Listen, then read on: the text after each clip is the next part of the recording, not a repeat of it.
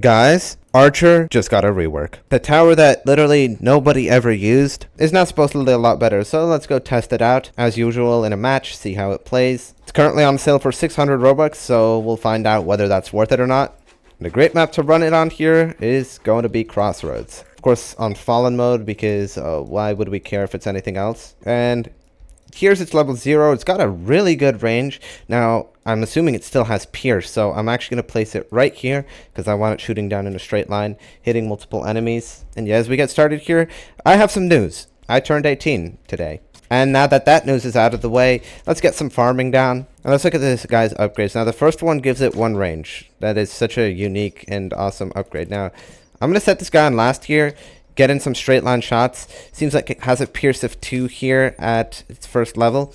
And I also noticed that this thing can miss. So I guess you want to keep that in mind. Now let's get level 2 here. I'm going to set this thing on last. I want to keep shooting down a straight line here. Our Pierce is... Oh, wait, actually? No, it still looks like it's 2, actually, so it's not really that good. But this upgrade here is actually pretty solid. When it hits through 2 enemies, that does 12 damage every 1.6 seconds. So I don't know what DPS that is, like 8? A little less than 8 for $850. That's all right. Definitely want to set it on last, though, when the enemies are coming down a straight line, because it actually matters a lot whether you get the Pierce or not. The tower is literally twice as good if it's piercing. Okay, let's set it on farthest, actually, I think is a good targeting here. Can we get any Pierce here? Seems like the arrow despawns at the edge of the range. So it doesn't always matter how much enemies are actually in front of it if the arrow just times out. Now, let's get flame-tipped arrows here. We unlock flame arrows, and that's what it's set to. I'm going to set this on farthest here, and let's see how good this thing does. Now, the flame damage is... I don't really notice it. Let's leave it on farthest here. I think it pierces through 3 enemies here, because I'm seeing, like, you know... I think that was 24 damage in 1 shot, which is fine. That's like a DPS of 18 here for $1,600. So this is actually more worth it to get than level 2 Archer. Seems like this is the most cost-efficient level yet. This next one is Mechanical Bow, which is going to give it more penetration. It's also going to unlock its shock arrows. That seems like it's going to be pretty solid. Now, we're doing... good damage here. We're managing to hold everything off. The burn is actually helpful because it gets the quick slow and kills them so that the archer doesn't have to waste an extra hit. And how much damage does this thing actually do from its burn? Does it do... that looks like 4. 4 damage is okay. It's not good. It's not bad. Now let's get Mechanical Bow here. I want to kind of leave it on flame. I actually didn't see how good it is. Oh, so flame's actually really good right now. Also, we're one-shotting the enemies. But all right, here we go. Okay. That was actually pretty good damage right there. We're going to leak this quick here because, actually, no, we're just going to leak it. Unless I do this, because I don't want to, I still want the wave clear bonus. Not like this $200 or whatever is going to make a big difference. But to prevent that from happening, let's get a second archer right here. Probably also set it on farthest. And now let's actually try the shock arrow. So let's see how noticeable the shock is. It's okay. I noticed this thing doing like 40 damage a shot though, which brings his DPS to like what, 30 DPS for 4K. So not as cost efficient as level 3, but nonetheless still a pretty good tower. Now the question is, would this still be useful if it can't pierce? I'm just gonna honestly say no. I think the archer... Okay, let's go back to flame. The shock here really isn't doing much for us. Pierce makes such a big difference. Like, if you think about it, normally you need to get 4 of these archers if you want them to be as good as 1 would normally be if that one could just pierce. Let's get a second Mechanical Bow here. By the way, Shot of the Century here at max level unlocks bomb arrows. It's going to have explosion radius of 5 and... What, does it just shoot bombs? I guess. Now let's set both of these guys to shock actually and see if we notice... any meaningful shock time. I mean, it's better. I actually wonder how good the shock is if I just have a bunch of archers and set all of them to shock. So you can actually see it's considerably slowing down this Fallen Squire. It's no electroshocker, but it's still actually pretty impressive. I got a level 3 farms, so I think, I mean, at this point, I'm just going to want to save up. I really need some of these archers to be set to flame just because the damage over time actually matters a lot. The shock is nice and all, but I just don't think it's good enough to, like, have all your archers be set to that. So a mix of some set to shock and some set to fire seems good to me. Also, I don't like how when it says more penetration, it doesn't say exactly how much. You're going to have to go read the wiki on that one. Anyways, let's get a commander here for my archers and... why not get another level 4? Set it to shock as well. There we go. So this damage is good. I mean, I paid a buttload for this defense. This is like over 20k. But you know, in the past, Archer couldn't even beat Molten Mode. So, you know, this is an improvement. Anyways, let's see how good this is. I have them set to shock. Fallens are slowed down pretty substantially, actually. Honestly, comparing it to Electroshocker, of course, Electroshocker is just better. But let's actually look at their detections. They have flying and hidden. So again, kind of similar to Electroshocker. Electro doesn't have hidden, but it does have flying. And it does have lead for that fact. It's kind of strange. These fire arrows don't have lead detection. Let's use an ability here and see how much damage we can get done to this guy. So single target isn't great. I mean, for what is this? 30k? Sorry, 24k. For 24k, we're struggling to kill a Fallen Necromancer. It's a little bit disappointing. For 15k with all of these level 0 helicopters, this guy would have been dead like way over here. But then again, Pursuit is just like one of the best towers in the game. So Archer is not really doing that bad anyways. Now, I think what I'm going to do here is save up for Shot of the Century. Shock arrows would stun for 3 and hit 5 targets. Flame arrows would burn for 4 damage, tick longer, hit more enemies. Are we alright? Okay, we're alright, but yeah, let's just get this upgrade. And actually, I don't want to get this upgrade immediately because I want to see what the bomb arrows do. 48 damage, an explosion radius of 5. We just get a mortar over here or what? Let's get one, and then let's get a second one immediately. Let's just see. Okay, that seems a little bit strong to me. Like, this is basically just a long-range demo man, and it does freaking crazy damage. Like, what? This is actually a really good upgrade. 48 damage every like one something, so it's like 40 splash DPS, but it's like big splash. I mean, you could see the area that they're clearing out.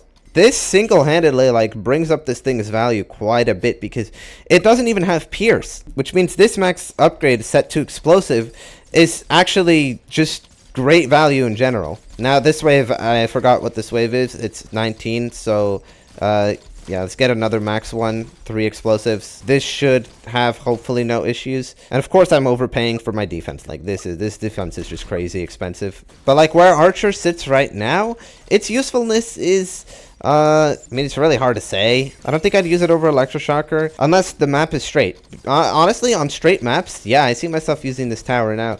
Let me actually set the explosive ones on first because, well, we don't need them to pierce. Let's actually get a max one that is set to pierce and see how much damage this thing does by comparison. And I mean, again, nothing to complain about. That's good damage. I got max farms here on wave 22. So, I mean, I guess let's see where we can take this. I'm gonna just spam a bunch of archers. I'm gonna get all level 3 first because I think that is the most cost efficient level just by the looks of it. Everything's getting shredded. I mean, it's kind of to be expected. How many archers am I going to be able to place here? I'm actually lying right now. I know how many, but yeah, that's 15 right here. And here is the DPS. Probably paid like maybe 60k for this defense. I'm just guessing. That's holding up pretty well. Now let me get a bunch of these set to shock actually and see how capable they are at stunning stuff. Here comes a fallen giant. Now this guy, I mean, we have some max archers here set to, this should be on first. Some max bomb archers here set to first, which are going to do plenty of damage here. I think they do full damage to the fallen. Why do I see 2 damage indicators? Archer does 48 damage and then 20 additional? Is it doing like 20 for the arrow and then for the explosion? Yes. So it's like a secret interaction. The bomber archer actually doesn't just shoot out the bomb. It shoots out an arrow and a bomb at the same time. So we just get free additional DPS. Now, let's see what our commander boosted versions are going to do here. Not much. And honestly, the stuns are, they're mid. Like max stun, it just increases the hits really, not really anything else. How about some more bombers that I set to first? Because they just do so much DPS. I mean, right now, it's like, what, 20 damage plus 48? So it's like 68 DPS per archer for 11k. That's actually an incredible value, especially when you start considering the splash damage. Like, I'm sorry, man, but this archer is much better than I expected it to be. This thing's absolutely cracked on straight line maps. Now I'm gonna get 3 commanders here and start chaining, and slowly max these guys out. Here comes Fallen Shield. This is actually a little bit scary, because even though, I mean, 68 DPS for what it is, it's pretty good, but again, it's no Heli or Ranger here. None of those towers that actually specialize in single target. That being said, took down the Fallen Shield right here. And let's see, I have a bunch of archers that are set to shock, and they're maxed, and I mean, just look at this. We're not really shocking these guys that much. Like, Electro does a better job. So I just don't think shock is that worth it. Explosive and flame, those though, definitely worth it. I mean, you can compare. Explosive here is done 23k. Flame here is done 20k. These explosives are done 30k. Shock here is done 10k. These guys have flying detection, so the flyings on this wave, they just got absolutely cooked. And now we're basically just waiting to see how long this can survive for. Got all max archers now. This is wave 30.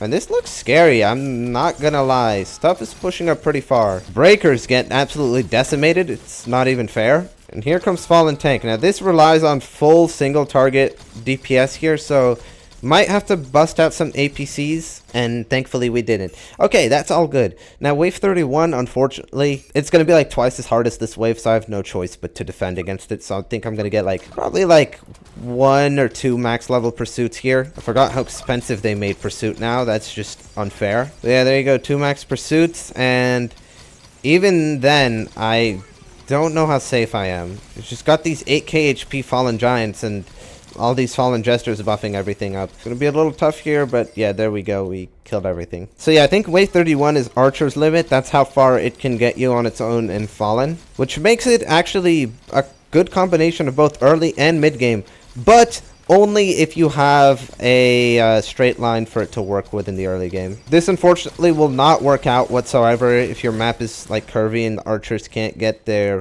pierce in. Now it's time to just get some rangers down. We need some support in our single target capabilities here. That should be all I need. So pursuits dealt 20k damage, which, yeah, that's catching up to archer very fast, unsurprisingly, of course. Also, remember when I used Gatling, Fallen Summoner died here, so we're actually doing better than I did with max Gatling. Anyways, let's see if Flame here is outperforming the bomb, because the amount of enemies there are right now means there's a lot of pierce for it to work with. So this one's set to Flame, and what is it? This one next to it is Bomb. Okay, yeah, Bomb is just a lot better. Here we've got an Honor Guard, which, yeah, the archers aren't really going to do much against. The 68 DPS that they have or whatever when buffed by Commander, it just doesn't compare at all with Pursuits and Rangers. You can actually see their DPS, like, right here. Take a look at this guy. He gets in, like, 100 damage here or there, and then you look at Pursuit, and you're just like, yeah, okay. Being said, I have 180 grand, so let me just get my last Pursuits down. And now some max Rangers. And at this point, the effects of Archer are hardly noticeable. I mean, Ranger and Pursuit are just doing all the work. So we're obviously going to beat Fallen mode with freaking Ranger and Pursuit. That's just, like, overkill. But as for how useful Archer is it worth the 600 Robux? I would say no. If you're planning on playing Crossroads or Lay-By the entire rest of your life, I mean, go ahead. But this tower just isn't viable on most maps, and Electroshocker is usually just going to do its job better anyways. But it's still a very solid tower, and if you happen to decide to buy some Robux for it, make sure you use star code E, and like, subscribe while you're in the process. I'll see ya.